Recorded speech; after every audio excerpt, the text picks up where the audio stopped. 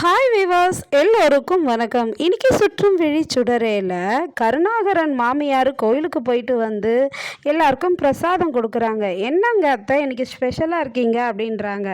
எல்லாம் மனசுக்கு நடக்க வேண்டியதெல்லாம் நடந்தால் தன்னால் மனசு சந்தோஷமாக இருக்கும்.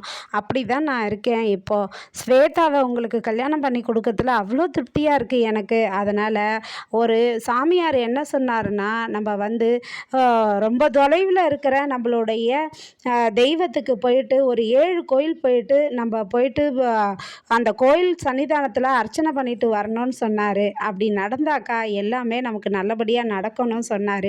போயிட்டு வந்துடுவோம்மான்னு கேட்குறாங்க. கண்டிப்பாக போயிட்டு வரலாம் அத்தை அப்படின்னு சொல்லிகிட்ருக்காங்க. அதுக்கப்புறமா வந்து இந்த தியா பாப்பாவுக்கு வந்து வயிறு வலி காரணமாக அவங்க அப்பா ஹாஸ்பிட்டல் கூட்டிகிட்டு போயிட்டு வராரு.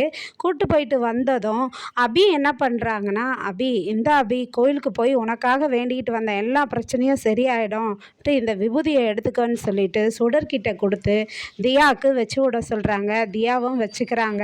இதை பார்த்ததும் அவங்க அண்ணனுக்கு மனசு கஷ்டமாக இருக்குது. அபியோட அண்ணனுக்கு அவர் வந்து பிரபாகரனை பார்க்குறாரு.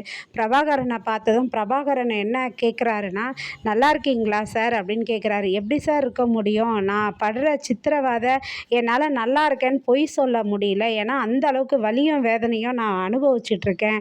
எங்கள் அபி வந்து ஜெயிலில் இருந்து வந்தா, ஆனால் அந்த கருணாகரன் தான் இதுக்கு காரணன்றது நிரூபித்து அவளை கூட்டிகிட்டு வர முடியல. நீங்கள் பரூலில் எடுத்ததை வந்து அபியை வந்து நிரந்தரமாக ஜெயில் தண்டனையிலேருந்து விடுதலை நீங்கள் வாங்கி தரணும் சார். அதை நீங்கள் எப்படியாவது செய்யுங்க. ஒரு அண்ணனாக இருந்து நான் தவிக்கிறேன். நான் அபிக்கிட்ட பேச முடியாமல், சுடர்கிட்ட பேச முடியாமல் நிரந்தரமாக அவள் வீட்டில் எங்கள் வீட்லேயே இருக்கிற மாதிரி பண்ணுங்க சார் அப்படின்னு சொல்லிட்டு போகிறாரு அபியோட அண்ணா. அதுக்கப்புறமா இங்கே வந்து வெற்றியும் சுடர் பாப்பாவும் ஸ்கூலுக்கு வராங்க. நடந்து வர வழியில் என்ன சொல்கிறாங்கன்னா, சுடர் பாப்பா தியாவுக்கு உடம்பு சரியில்லை கேப்டன்றாங்க. ஏன் ஹாஸ்பிட்டல் கூப்பிட்டு போகலையான்னு கேட்குறாரு. இல்லை கூப்பிட்டு போயிட்டு தான் வந்தாங்க அப்படின்னு பேசிக்கிட்டே வரும்போது, கேப்டன் அதோ ஒருத்தர் இருக்கிறாரு, அவரை தான் ஒரு நாள் என்னுடைய அம்மா துரத்திக்கிட்டே ஓடினாங்க அப்படின்னு சொல்கிறாங்க. யார், மாணிக்கம்மா அப்படின்னு சொல்லிட்டு, ஏன் அப்படின்னாக்கா உடனே இவரும் துரத்திக்கிட்டு ஓடுறாரு மாணிக்கத்தை பார்க்கறதுக்கு. அப்புறம் முடியல, அவரை பிடிக்கவே முடியல. ஏன் சுடர் உங்கள் அம்மா அவரை துரத்திட்டு போனாங்கன்னு கேட்குறாரு. அதாவது அம்மா வந்து அவரை கண்டுபிடிச்சா அம்மா ஜெயில் தண்டனையிலேருந்து விடுதலை ஆயிடலான்னு சொன்னாங்க அப்படின்னு சொல்கிறாங்க சுடர் பாப்பா. யார், மாணிக்கத்தை கண்டுபிடிச்சா அவங்க அம்மா ஜெயிலில் இருந்து வந்துட முடியுமா அப்படின்னு கேட்குறாரு வெற்றி. வந்துட முடியும் கேப்டன் அப்படின்னு சொல்கிறாங்க.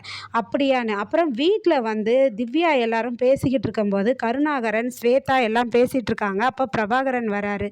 பிரபாகரன் வந்ததும், பரவாயில்ல பிரபாகரன், நீங்கள் உங்ககிட்ட ஒரு அட்வொகேட் வந்து கேட்டார் ஜூனியர் உங்ககிட்ட வேலை செய்யறதுக்கு, நானும் அவரை வர சொல்லியிருக்கேன் பிரபாகரன் அப்படின்னு சொல்லிட்டு கருணா சொல்கிறாரு. ஓகே, நீங்கள் வர சொல்லுங்கள், நான் அவரை என்கிட்ட வேலைக்கு எடுத்துக்கிறேன் அப்படின்னு பிரபாகரன் பேச அந்த ஜூனியர் அட்வொகேட்டும் வராரு. வந்து, சார் சூப்பர் சார், அந்த வீரபத்ரன் கேஸில் நீங்கள் லைவாக பார்த்தோம் சார், உங்களை அப்படியே சரியாக பிச்சு உதறிட்டீங்க, பாயிண்ட்டாக பேசுனீங்க சார் அந்த அந்த ஜெயில் கைதிக்காக அப்படின்னு சொல்கிறாரு. உடனே ஸ்வேதா கேட்குறாங்க, ஜெயில் கைதியா, யார் அந்த ஜெயில் கைதி பிரபாகரன் கேட்குறாங்க. உடனே அப்படியே திருன்னு முழிக்கிறாரு பிரபாகரன். உங்களுக்கு தெரியறதுக்கு முன்னாடி நம்ம இந்த இடத்த விட்டு போயிடணும்னு சொல்லிட்டு. உடனே அந்த ஜூனியராக வேலைக்கு சேர வந்த அவர் என்ன சொல்கிறாருன்னா, என்ன மேடம் இப்படி சொல்கிறீங்க, அதான் அந்த அந்த கேஸ் கைதி பேர் கூட அபிநயா, இப்போ கூட அந்த ரீசெண்டாக ஏதோ அவார்டு வாங்கினாங்களே அப்படின்னு சொல்லிட்டு சொல்கிறாரு. உடனே அபிநயாவானதும் கருணாகரனுக்கெல்லாம் மூஞ்சி அப்படியே சப்புன்னு ஆயிடுது. ஓ, நீ அபி கேஸை தான் நீ எடுத்து நடத்துறியா அப்படின்னு. இவர் அந்த அபிநயாக்காக பாயிண்ட்டாக எடுத்து வச்சு அவங்களுக்காக பரோல் வாங்கிட்டாரு. இப்போ அவங்க பரோலில் தான் இருக்கிறாங்கன்னு சொன்னதும் செம்மையாக கடுப்பாகிறாருங்க கருணாகரன். இதுக்கப்புறம் என்ன நடக்குதுன்னு தொடர்ந்து பார்ப்போமா இந்த கதையை? ஓகே, நன்றி, மீண்டும் தொடர்க, பாய்.